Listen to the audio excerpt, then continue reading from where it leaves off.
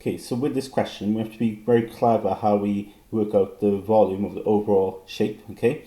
And we need to think about breaking it up, okay? Because at the top here, we've got a cylinder, yeah? You can recognize a cylinder. And the bottom part is actually a cone, yeah? And they're stuck together. So we work them out separately, okay? So we start off with the volume of the cylinder, which is at the top. So remember, the volume of a cylinder formula is just pi r squared, okay, which is the area of the circle, times that height. So pi r squared h.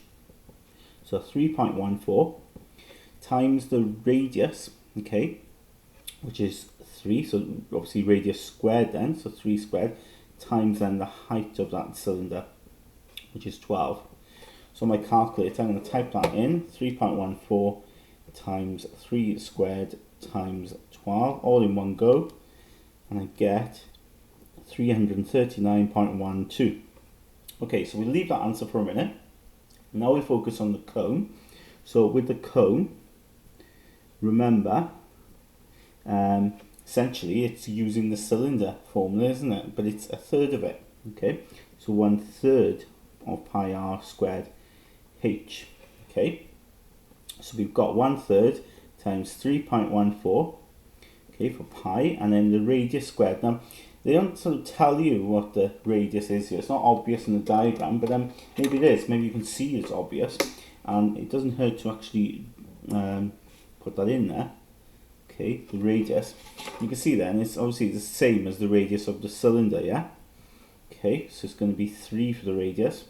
Don't forget to square it, okay, because it's r squared, and then times the height of that cone, which is 5, okay? So I get my calculator, 1/3 times 3.14 times 3 squared times 5, and you get 47.1.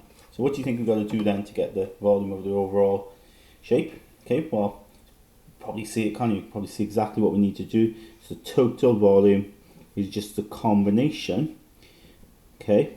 So total volume is the combination of those two. So 339.12 plus 47.1.